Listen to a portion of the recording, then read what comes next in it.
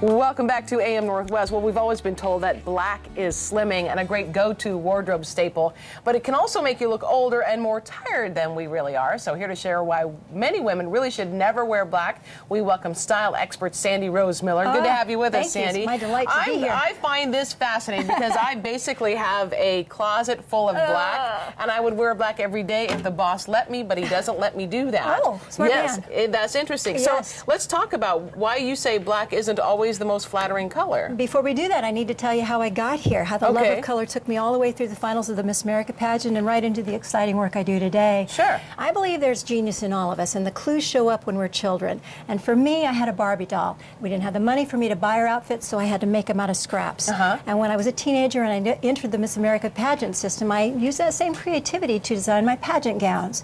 And I make it to Miss America, representing Oregon. And the other contestants were asking me, how did you know what kind of gown, what kind of hair, what kind of makeup would work for you? And I realized I could do this for other women. So I created a pageant coaching business that over the years has developed into what I now call an energetic signature, who you are on the inside being congruent on the outside. One of the best ways you can see that is with color. So we brought some photos of familiar faces. Oh, let's take a look at Hillary Clinton, for instance. Oh, fantastic. So just give me the feeling when you look at her in the black, what's the sense you get? Oh, well, that's intense and angry. Very good. Intent, but it's not friendly, it's not trustworthy, maybe. Right. And on the right, what's the feeling? Oh my gosh, I love her. Overnight, right? Yeah. Fantastic. So let's go to the next slide. And so when you see Gwyneth, now this is a younger woman, a beautiful woman, but what's the feeling of her with the black? Okay, just the feeling I get is that she's tired with the black. And almost like her head is cut in. It's not congruent, like it's two pieces, head and dress. But in the blue, she looks beautiful. Ethereal, right? Right. Dewy. Fantastic. So let's go to our... That's interesting. Isn't that something? Yeah. Now, we're thinking this all the time. Now, we go even younger here. It gets harder to see the younger we are. That means there's more wiggle room. But Kirsten, what's the first thing you see when you notice her in the black? Well, what I notice or feel is that she's washed out. Very good, because we see her lips first, almost like a costume. And on the right, she looks luscious. This is what's happening in the world. We don't put words to it normally. Let's see the one that it does work on. So this would be our C, Courtney Cox. When you notice her in the black, there's no incongruency. Right, you're right. Her head isn't chopped off. She just flows through that. It's not skin color. It's not eye color. It's really energetically. And it's not hair color. It's not hair color. It's more of an alignment. So. That's interesting. Yeah, and one of the ways we can do this, if you're willing, is to show it on you. I'm game. Fantastic. Because I do love black, so I'm wondering how this is going to all work. Well, and she's wearing navy, so this is going to be very interesting. And navy is kind of subjective, too. So do you mind putting your collar down just a little bit? And then maybe you want to cover your microphone with your hand, because when these fabrics go up, they will get a little bit. There we go. So if the camera could come in very close, so we really don't see any of her blue. No navy. We just see her from the top of her head to the bottom. That would be fantastic. And we're noticing what's happening right under Helen's eyes, right there.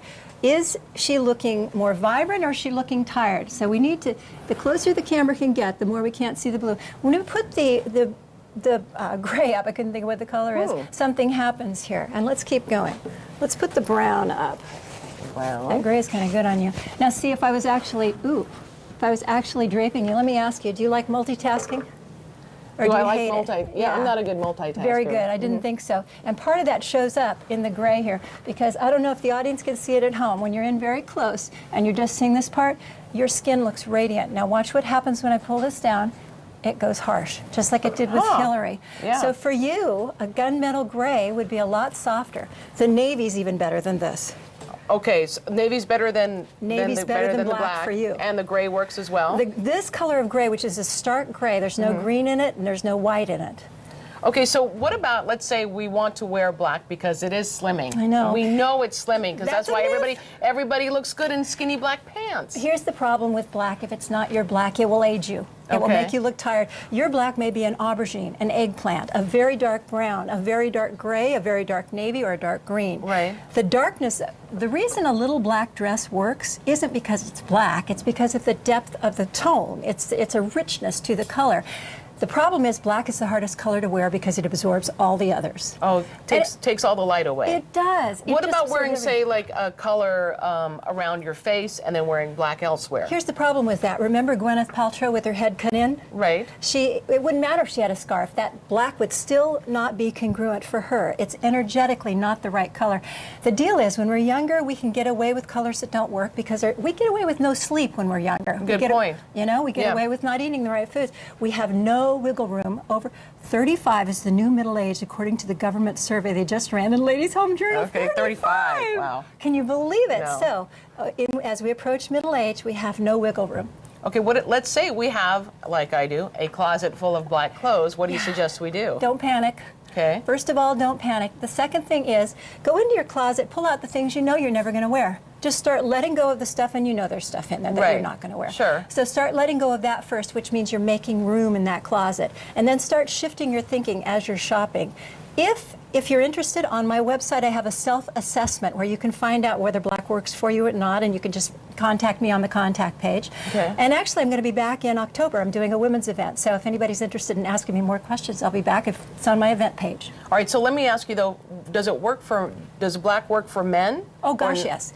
The thing about men is that they're just easier. They don't argue. If I tell them... Have you met Dave? Because he argues all the time. Here's the deal. If I say, here's the color you look great in and younger in, they'll go, really? Seriously? Okay, give it to me. They don't say I have a closet full of it. I hear that from all my women clients. But you're saying that black does work for them. There are men that 20% of human beings black will work on, 20% or less. But most of us would look better in another deep, dark, rich color. Interesting, absolutely interesting. We're going to put the information on our website at k2.com, and I can't wait for you to come back. That was fascinating. Thank you you very so much, much. Sandy. I appreciate that. Great